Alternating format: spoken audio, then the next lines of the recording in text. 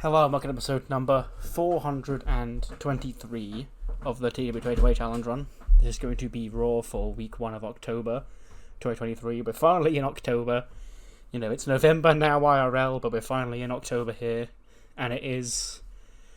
Raw is sort of... No, it is continuing the build, I guess, to their next pay-per-view, which is the Cyber Sunday show on the week 1 of November. But we still have like 5 shows before then, so, you know, we're sort of in like a holding ground. There will be like a Halloween Havoc or something on week 4 of October as well.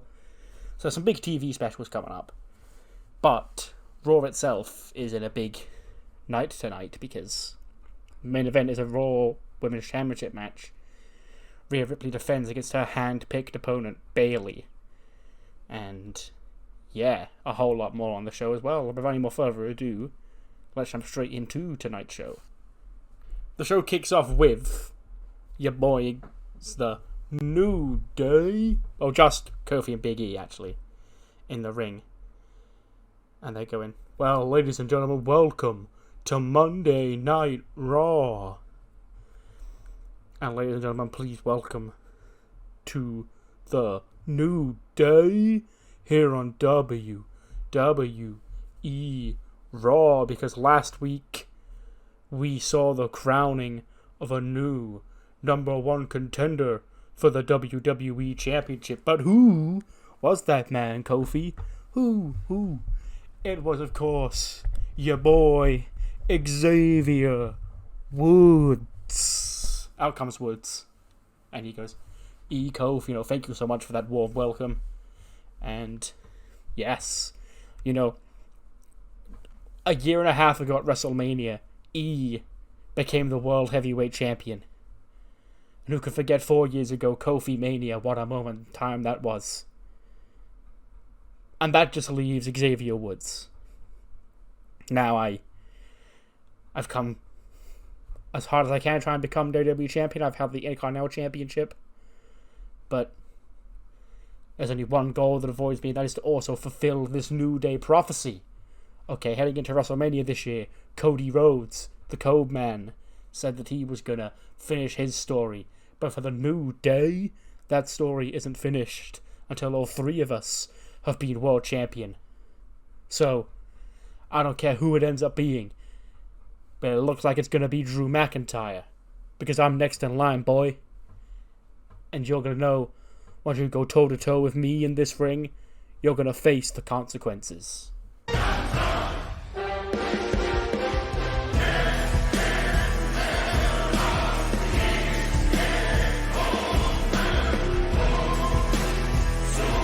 Out comes Imperium, you know, Gunter and the tag champs, and he says, Xavier, allow me to, first and foremost, issue my congratulations to you for winning that Fatal 4-Way last week, but there's one small problem I have with the fact that you are the number 1 contender for the WWE Championship, and that's that, back at Unforgiven, you may have won over all these fans, but you didn't win over the Ring General. Okay? I stomped you out, put you down, and pinned you in this middle of this ring. But yet you were the man tasked with becoming WWE Champion. I say, that's not fair to Imperium. So, Xavier Woods, you go on. You face Drew McIntyre for that WWE Championship. But just you know that once you do win it, when I eventually do get that match that I need, I don't care if it's Drew McIntyre, and I sure as hell don't care if it's you. I'm taking it from you, and there's nothing you or any member of the New Day can do to stop me.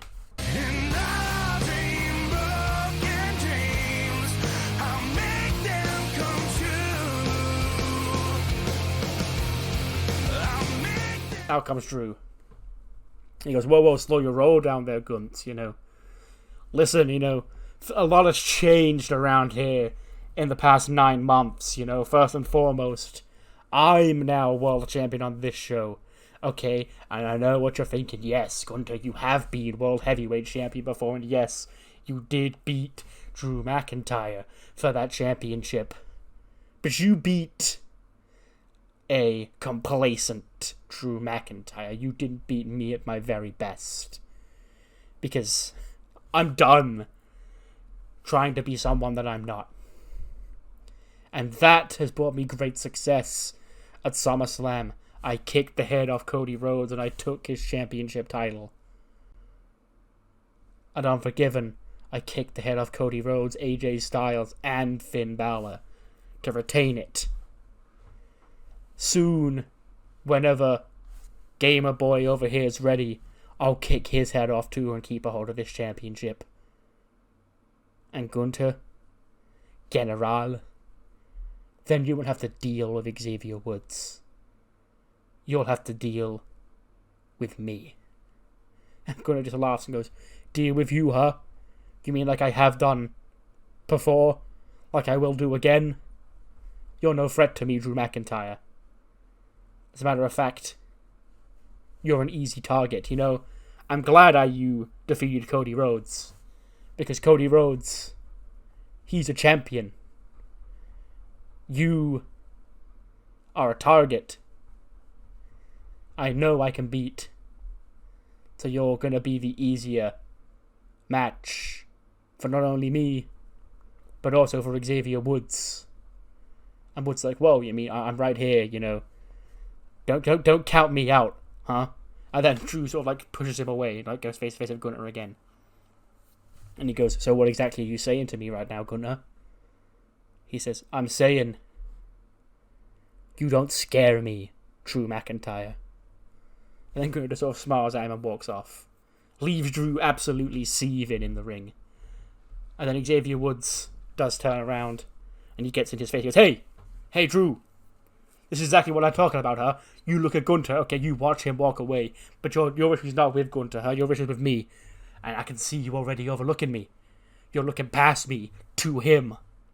Okay, I get it. I lost to him at Unforgiven, but I won last week. I earned this change of opportunity. And like I said before, it's destiny that every member of the New Day becomes WWE Champion. And right now, the only man standing in front of that destiny, Drew McIntyre, is you. So, what's it going to be? Are you going to keep overlooking me and live to regret it? Or are you going to focus on a man who will do anything to win that championship, who has nothing to lose? Andrew sort of looks away. He's like, you know, you're right, Woods. I did get a little bit sidetracked by Gunter, but you know, me and Gunter actually do have a couple of things in common. We both think you're a bitch. And he headbutts Xavier Woods, takes him down. Big E and Kofi start to try fighting Drew off. And then he shoves Kofi to the floor, claymores Big E. Claymores Kofi. Woods gets back out to his feet and like tries to fight Drew off by himself. And then Drew once again, he headbutts Xavier Woods, claymores him and turns him inside out. Maybe another time as well, just for good measure. So yeah, maybe the words from Gunter have got into his head a little bit there.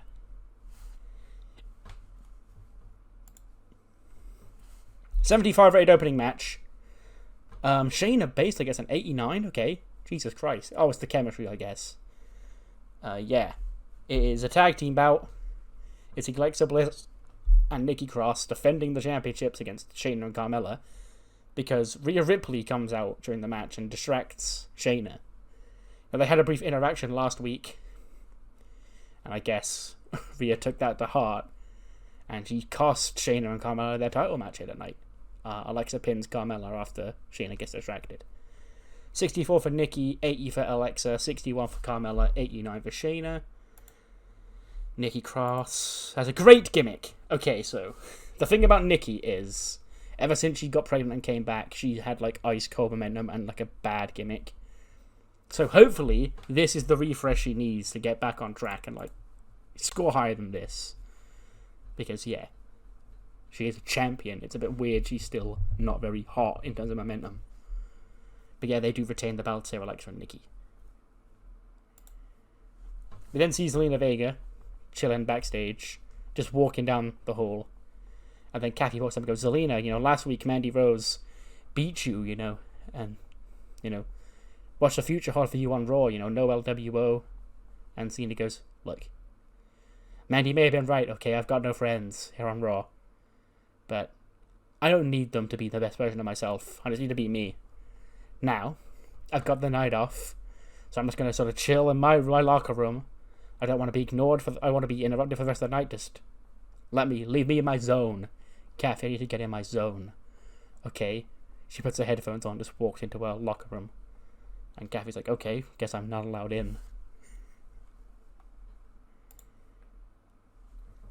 We then cut from that to another segment with Kathy Kelly. That probably should have been paced out better.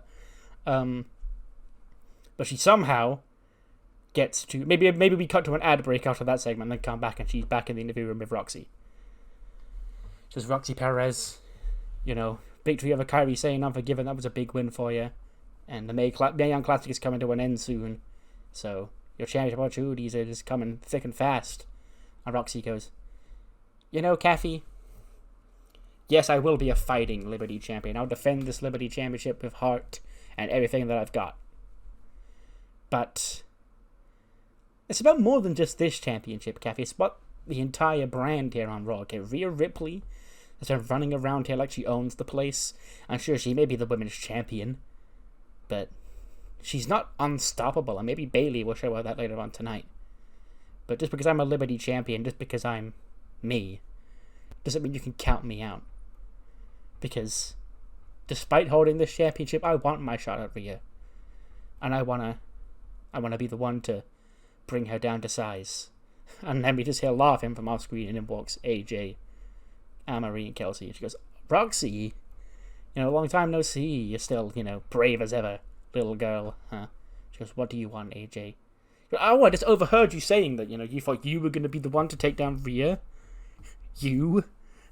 Oh, come on, like, Roxy, like, okay, you may have beat me at SummerSlam, and like, okay, that's water under the bridge, but come on, you're not her. Rhea will eat you alive. You're you, and she's her. Somebody that can take the challenge to Rhea Ripley has got to be somebody more on her level of playing field. Somebody who's willing to go to the depths that she can go to. And that's me, Roxy. So, yeah, you may have your little championship that you took from me, but I'm going to take Rhea's championship. Not you. Then Tam and Ivy walk in, and they're like, well, you're talking a lot, AJ. You haven't even been around since SummerSlam. You've been gone into hiding since Roxy embarrassed you at SummerSlam. And she goes, no, I was just, I don't need to waste my time showing up to the SNHU arena every week. Okay, but if you two want to talk, how about you team with Roxy tonight against us three? And they're like, okay, that sounds like a match. So yeah, 6-woman tag match, AJ, Anne-Marie, and Kelsey against Roxy Perez, Tatum Paxley, and Ivy Nile tonight. But before then, we get a 78. That's good for this. Grayson Waller against Ridge Holland, set up from the Grayson Waller effect last week. And Grayson does win. 10:47, he beats Ridge with a roll-up, give a handful of tights. That's Sheamus' right-hand man that Waller just cheated to beat. 73 for Waller, 70 for Ridge, or 78 for that match is pretty good, all things considered. And yeah, this is, I believe, his first match back since the injury. Yeah. And after the match, he gets on the mic and goes, oi, lad. Fella, I could call you. You see what I did out here, mate? I laid your right-hand man out. He can't handle Grayson Waller.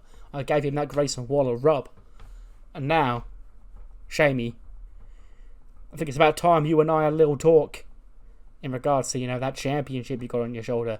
Because you're carrying it around with pride, mate. You sure are. But you know who would look better on? Well, Grayson Waller, lad.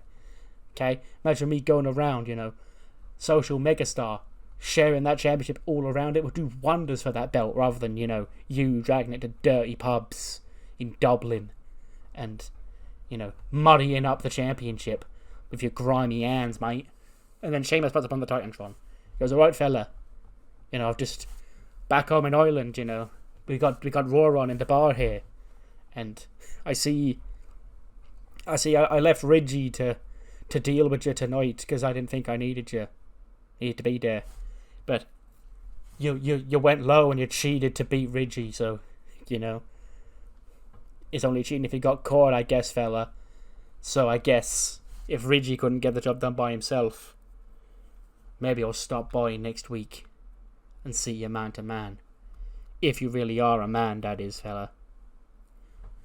So yeah, Sheamus coming next week to confront Grayson Waller. But then cat backstage, it's the New Day that's all recovering from the attack. And then Woods goes, "No, enough, boys. We got embarrassed out there tonight. Huh? I may be challenging Drew McIntyre for the WWE Championship, but right now, nobody looks at me as a threat, and that includes Drew McIntyre himself. So, if him and Gunther and Imperium have so much in common, how about next week we challenge them to a tag team match?" And Big E goes, "Tag team match? Woods, that would be a handicap. You know, there's 4 of them and 3 of us." And Kofi goes, "Well, surely there must be somebody else on this show that, you know, wants to get their hands on Drew McIntyre." I think camera pans across and Cody just stood there. He sort of looks across and he goes, "Do you want somebody on this show who needs to get their hands on Drew McIntyre? Well, boys, my hands are quite full tonight, but next week I think my diary's free. I'll see you out there."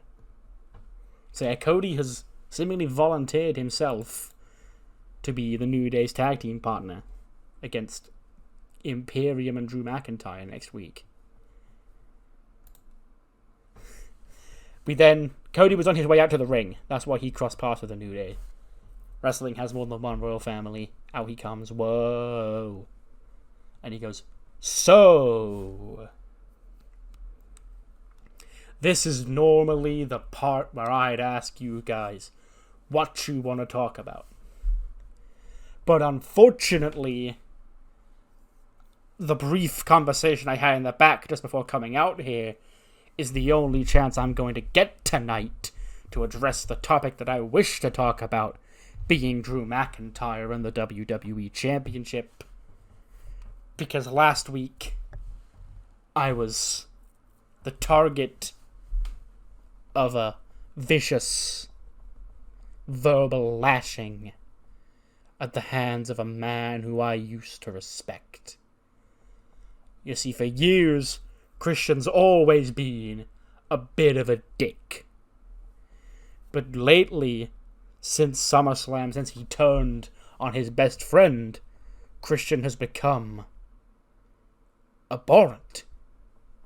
Christian has become the lowest of the low. And last week, Christian came out here and he explained why he had his big puppet, Dijak, cost me that fatal 4-way back at Unforgiven, and it wasn't because he had issues with me.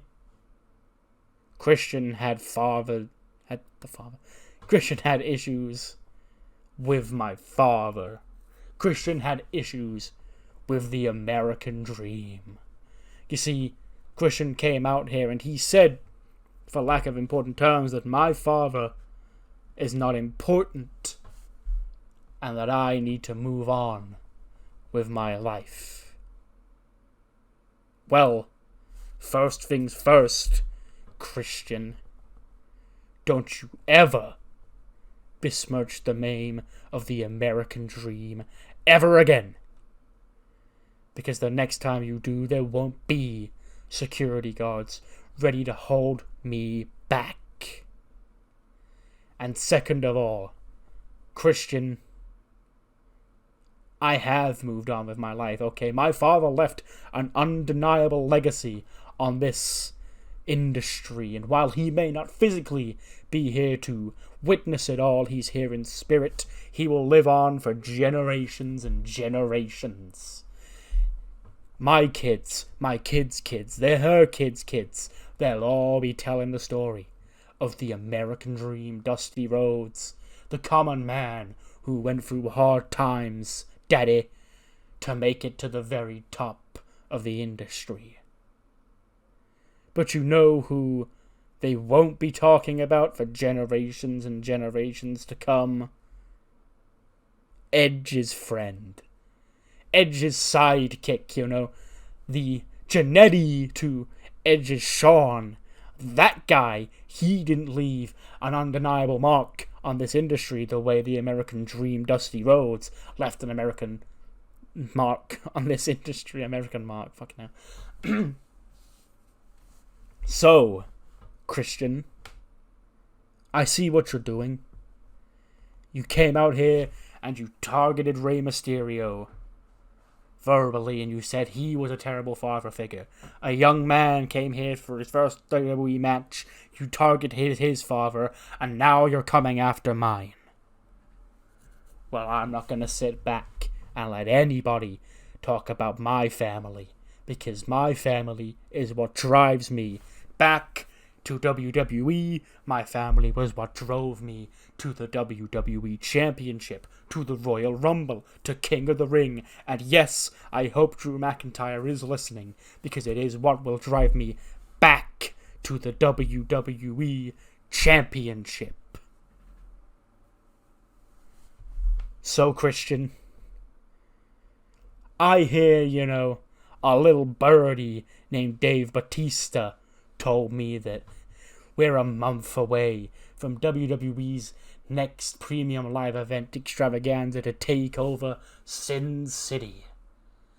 We're heading over to Las Vegas for Cyber Sunday, the one city on the world and the one night of the year where nothing is in our hands, and it's left up to the hands of fate, or in this case, the hands of the WWE Universe. So, Christian, if you want to keep this going and end this like men, I'll see your ass in Las Vegas, and I don't care what stipulation we get picked to be put in. I'll go through Hell in a Cell. I'll go through Buried Alive, Last Man Standing, I Quit, you name it. I will do it for the chance to end your vicious, horrid tyranny and to teach you a lesson that nobody badmouths the American dream. And Christian's on the Titantron. He goes, Cody, wow, you know, I've been standing here for 5 minutes. I've been waiting for you to finish your little yapping speech. But you just kept going on and on and on. We get it. Cody, you love your father. A lot of people did.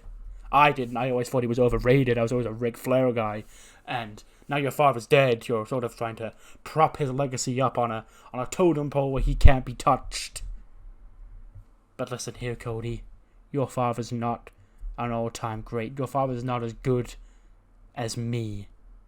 And as for your little challenge for Cyber Sunday, go f*** yourself. And Cody just stood in the ring. He's trying to fight back tears. You know, he's talking about his father. You know, that's Cody's number one red button for crying in the ring. But it appears Christian is denied the match at Cyber Sunday. So, yeah, there's that.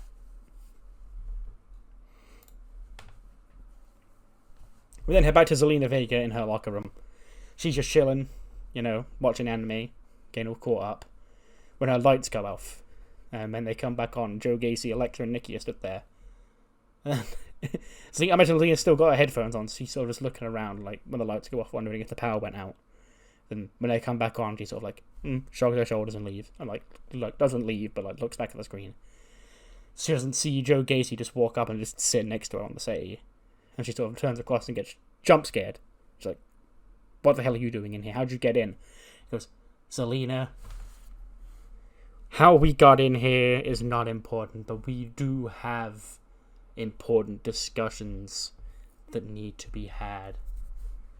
You see, I see you back here, you know, partaking in your lifestyle, and you don't exactly have any more allies here on the Raw roster.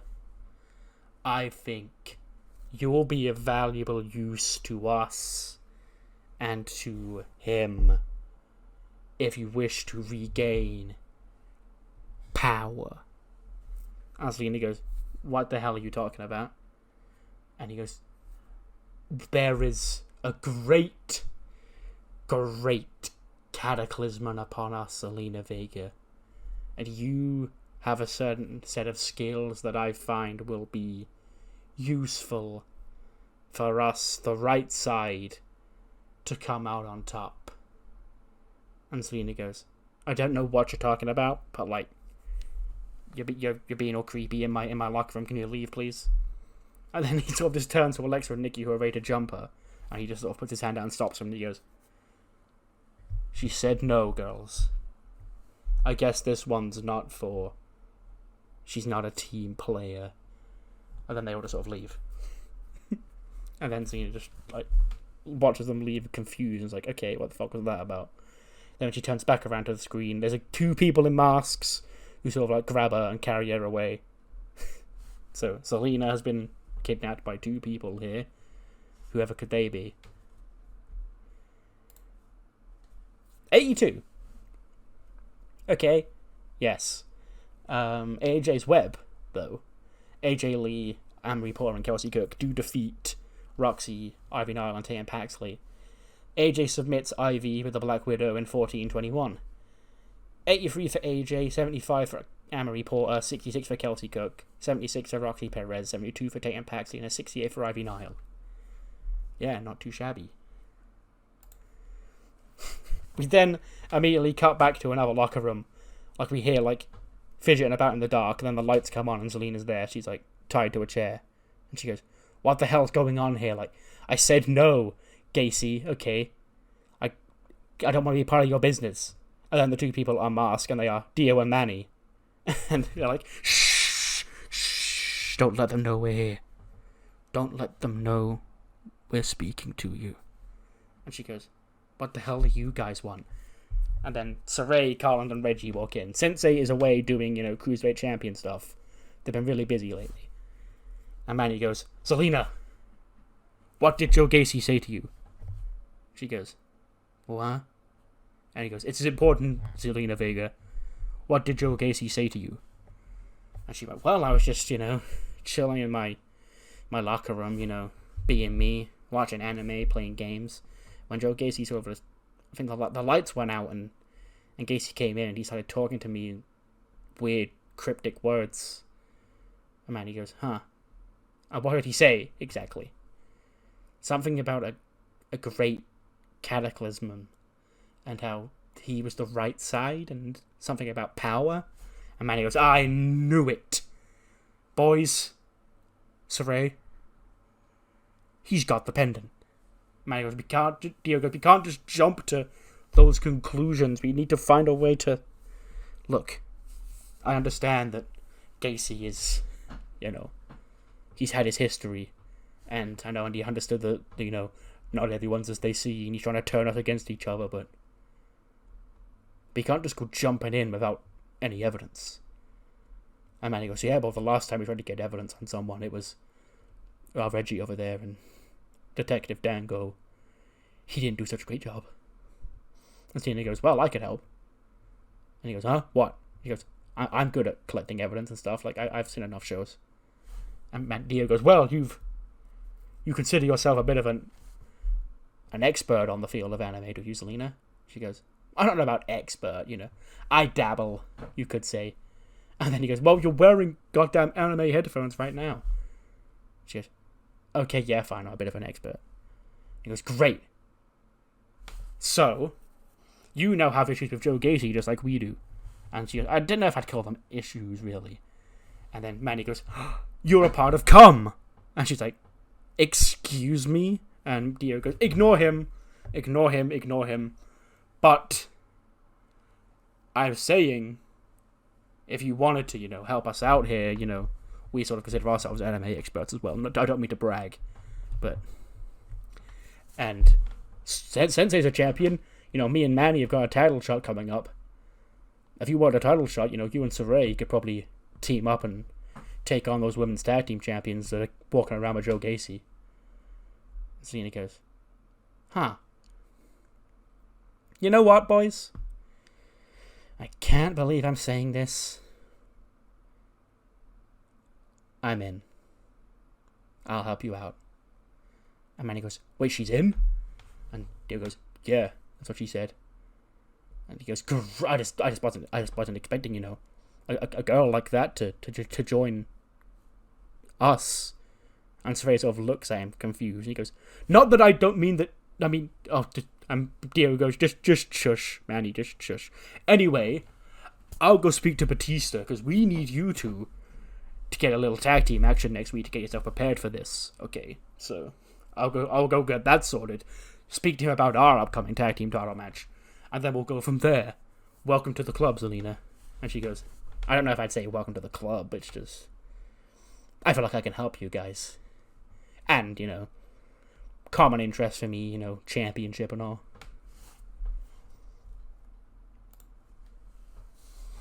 We go from that angle to Otis's locker room, but he's there with Mackie. And Otis is there, he's looking disheveled. He's got a Maximum Male Models business card that he rips up. He's got a picture of him and Brooks that he smashes and deletes or whatever. Mackie goes, yes, kill him. And Otis is like, relax, it's how I take my frustrations out. And then Mandy Rose walks in, she goes, oh, look who it is. Never thought I'd see you again around here, and kind of wish I didn't. I mean, man, what was I thinking? All those, you know, Tanya Breeze, you know, her and I are a lot alike, you know. They're both pretty, they're both rich and successful, and we both get a kick out of embarrassing you. And Mackie goes, hey, leave him alone. And he goes, oh, what you gonna do, girl, huh? Headbutt me? Okay, bite my ankles, pats her on the head. And Corbin just comes in, he's also laughing. And he goes, yeah, you know, successful rich people like us don't have to deal with, you know, losers like this or idiots like her. And then he goes, fuck you, shush. Tag match tonight, you two, us two, rah. And Corbin goes, huh? Fine, sure, see you out there. Mackie and Otis, Mandy and Corbin tonight. 83. Yeah, that's sure. A tag team match that sort of just exists for the sake of existing. It's Rouge and Santos Escobar of LA Extreme taking on the Cyclone. And the Cyclone are on top. They're looking to win it all. When all of a sudden the lights go out. And when they come back on, I guess the referee's distracted. But Aleister Black has spawned in the ring. He drops Ricochet of a black mass, takes him down, and then Rouge pins Ricochet to win the match for LA Extreme. Ricochet gets a 94, an 86 for Bronson Reed, a 70 only for Santos Escobar, and an 86 for Rouge. Aleister Black gets back into the ring, and Bronson Reed tries to get the jump on him, but Brody King comes out of nowhere. He clotheslines him, takes him over the top rope, then probably spears him through the barricade or something, taking him out. And then Aleister drops Ricochet of another black mass. So yeah, the House of Black is over. Aleister and Brody only are here.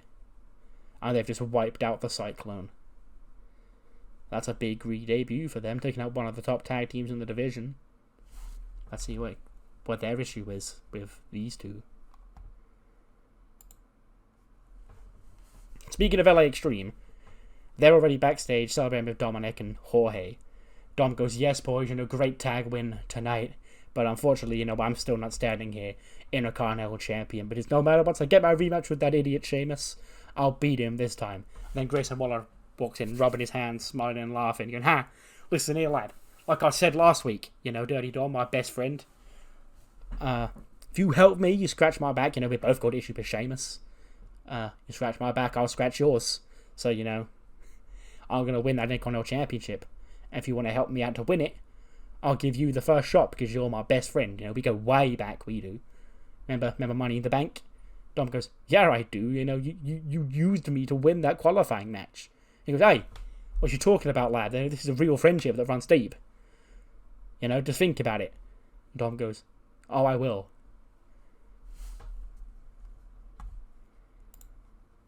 '84. Considering the in-ring performances of all of these people, that's pretty good. But sadly, though, it is the heels, Baron Corbin and Mandy Rose, who pick up the win. Because Tonya Breeze sort of just walks out, stands around ringside and distracts Otis. He takes the end of days. And, yeah, gets pinned by Baron Corbin. 79 for Corbin, 74 for Mandy Rose, 71 for Otis, and an 80 for Mackie. You may notice Corbin doesn't have the Planet Jarrett background on him. Because I've sort of just taken him away from there because I needed another heel on Raw that wasn't, like, a part of a group. So Corbin's just going to go out on his own. Planet Jarrett is still Double J, Cameron Grimes, and the Good Brothers. But they've sort of, like, I guess, let Corbin fly low. He is a lone wolf after all, so having him there probably was a bit silly. And also, I'm getting more away from the... He's still a dickhead, because that's why he's in this match in the first place, but closer to, like, what current Corbin is on NXT than the happy Corbin adjacent that he was as part of the Double J brand. After the match, though, Tanya's at ringside after distracting Otis. She's sort of just laughing at him, like playing with her hair or whatever. Mackie gets out of the ring and she chases after Tanya. This goes on for like a comically long time. They do like 3 laps of the ring before she eventually starts running to the back, and Mackie follows her. We never find out if she catches her. Because they do 3 laps of the ring and then Tanya runs up the ramp. Mackie follows her, and they both run to the back. We never hear from either for the rest of the show, so it's up to you to use your imagination as to what happened once they reached the back. Actually, no, I lie. That's not true. We will see one of them again later on tonight. We then cut back to Joe Gacy, Nikki Cross, and Alexa. They're walking around in Alexa's playground. And he goes, "So, it seems our attempt at recruiting Miss Vega led to her aligning with the enemy. She's on the wrong side of history, and soon she'll realize that once things go the way we know they're destined to go. We tried our best to right the fate of this world. But for now, her and her little friend are prepping for a tag team championship match against my Alexa and my Nikki. Good luck, 'cause you can't win without the pendant. And whoever has the pendant has all the power. Now where could it be?"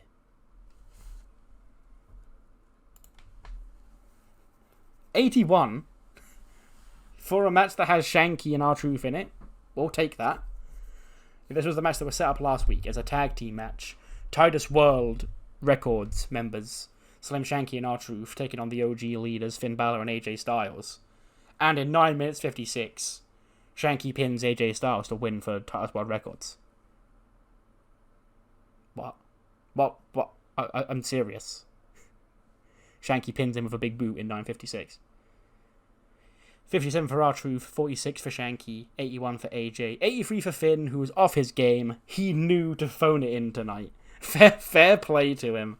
But in what can only be described as one of the biggest upsets in the history of Raw, Slim Shanky and R-Truth have defeated AJ Styles and Finn Balor in tag team action. Titus can't even believe it. Even he's shook on the outside. He hears the free count. He screams in shock. As does Billy Kay. Probably even Elias does a double take. But he's not very expressive. But yeah, Big Shanky. I've got 2 months to get him to 70 pop. Time is ticking on. So a big win here should help him. Also, fun fact: AJ did not complain at all about taking this defeat. So, he's going to get a raise. We then cut back to the match of male models. Brooks Jensen, scurries Tonya into the locker room and then locks the door. And then I imagine we hear a thud on the door, with the implication obviously being that Mackie's still chasing them, and she just hit her head on the door. And they go, oh, we're away from that crazed lunatic. Okay, so it happened. Okay, they lost. That big fat idiot, he's not going to get away with that again. So it's back time to discuss maximum male model business, Pretty Deadly, my Brooksy. And then we say, sheesh, please. Then Gable and the Go-Go walk into frame. And she goes, what? How the hell did you get in here? And he goes, that's not important. What does matter is what I'm seeing you get up to around here, young lady. The Alpha Academy, we may not have been a thing for a long time, but that man Otis, he's still my number one guy. I love that man from the bottom of my heart, and the way you're treating him is disgusting. So, a Go-Go and I, we're looking for a little payback.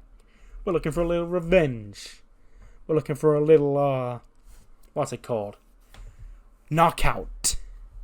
So how about next week, your two pretty boys here take on Olympic bronze medal boxer and Olympian with a 4.0 GPA. Thank you. So yeah, next week, Chad Gable and Anthony Go-Go take on Pretty Deadly. Should be a fun one. We then cut backstage. Titus World Records are losing their fucking mind. Titus is still going big. Goes, oh my god, I can't believe it. We won. I can't believe we actually won. See what I mean when, I'm talking about Titus World Records without that pesky championship, taking up all our focus. We're winners. We're gonna win. And soon, after My Wrestling Academia get their title shot, you're gonna be the next in line for the Raw Tag Team Champs if you keep this up. And then Imperium hear that and they sort of walk past and all just glare at Titus World Records and shake their heads and just walk off without saying anything. And then all of a sudden the celebration has been halted though. The mood changes as soon as Gunnar walks into the room. Next week though, it should be a fun show because we have, as we just mentioned, Chad Gable and Anthony Ogogo are set to team up in tag team action to face Pretty Deadly, Elton Prince and Kit Wilson of the Maximum Male Models. That should be a hoot. And speaking of tag team action, we do know that Saray and Zelina Vega are set to team up. We don't know who they're facing, but they will have their tag team debut next week after My Wrestling Academia, I guess, got help from Zelina earlier on tonight. And a big 8-man tag team main event as Cody Rhodes teams with the New Day to take on Imperium and Drew McIntyre. 89, believe it or not, better than I thought it would be because, this game fucking hates psychology. And again, it said there was no psychology, but I will still take that. Rhea checks the last horsewoman off her box. She pins Bayley with a Riptide in 1442 to make defense number 1 of the WWE Women's title. 93 for Rhea Ripley, 85 for Bayley. Then after the match, Rhea just gets to her feet. She stands over Bayley when her eyes look across and they lock on that announce table yet again. She looks at the table, looks down at Bayley, leaves the ring, clears the table. She grabs Bayley by the arms and drags her to the outside. She's ready to Riptide Bayley through that table. When Sasha Banks and Charlotte Flair run out and they actually save Bayley. I mean, not because they want to save Bayley, but because they want to stop Rhea. They're both back on the same day, and even they don't want to work together. But they're doing it reluctantly because they've got a common enemy here. Sasha probably hits a meteor off the announce table onto Rhea. Charlotte with a big boot to Rhea. Maybe they've all got some sort of foreign object. They chase Rhea away through the crowd. And the ending shot is all three women not together. I want to make the distinction absolutely that they're not together. But maybe even after they chase Rhea off, they sort of all just look around and glare at each other. Sasha and Bayley mouthing off at each other, Charlotte getting involved. Maybe they even fight amongst themselves. But 3 of the 4 horsewomen, the 3 that aren't temporarily banished from Raw, I should say, are here to take down Rhea Ripley. And that ends the show. gets us a 92. I'll take that. This was a very gimmicky show. You know, this show is full of, you know, My Wrestling Academia and Maximum Male Models and Titus World Records and those kind of characters. If you like those kind of characters, you probably thought the show was great. If you don't, you probably thought it was mid. But we now move on to Heat, which will feature, I think, the 6th round matches of the A block.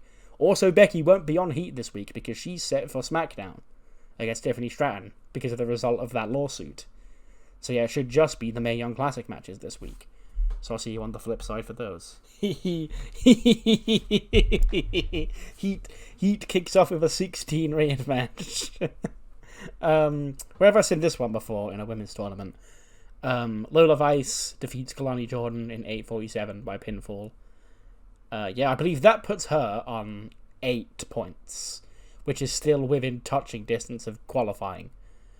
You know, I think it's her, Raven Creed, and Sarah Amato who are on 6. So I guess and they've got each other tonight, Sarah and Raven. So whoever wins that, I guess, will be on 8, along with Lola. So it'll basically be a face-off between those two to see who gets through next week. Because Jade, you know, is already basically through. 30 for Lola, 23 for Kalani. The next match gets a 23, slightly better. Carmen Petrovic and Melanie Gray, you know, having their match for the sake of having their match, but I believe they're both already eliminated. And it is Carmen who wins 11:43 by pinfall. 20 for Carmen, 36 for Melanie Gray. We then get 42. Jade Cargill, 6-0, she goes. She defeats Nikita Lyons in 10:27. 50 for Jade, 33 for Nikita. And then our main event gets a 56. It is Sarah Amato defeating Raven Creed in 15:58 by pinfall with a Royal Butterfly Suplex. Which does mean now I can go to the bracket right here. Next week is going to be the B block on Heat, but then there's going to be a special on that Sunday. And that's going to be a big special for the A block, because this is how they currently stand. Jade Cargill through on 12, but then you've got Sarah Amato on 8 and Lola Vice on 8. And if you take a little notice at the fixture list, 8 and 4 haven't fought each other, which is Lola and Sarah. So every other match on that show for the A block will be irrelevant. But that one decides who goes through. I guess if it's a draw, I haven't considered that, but it's not going to be a draw. I haven't done a single draw all tournament, so yeah. That's how the A block stands. It's a straight shootout between... I guess if Raven Creed... No, because one of them's got to get at least 1 point. Yeah, so she is out. So yeah, it is just... The only match on that show that matters from the A block is Sarah versus Lola Vice.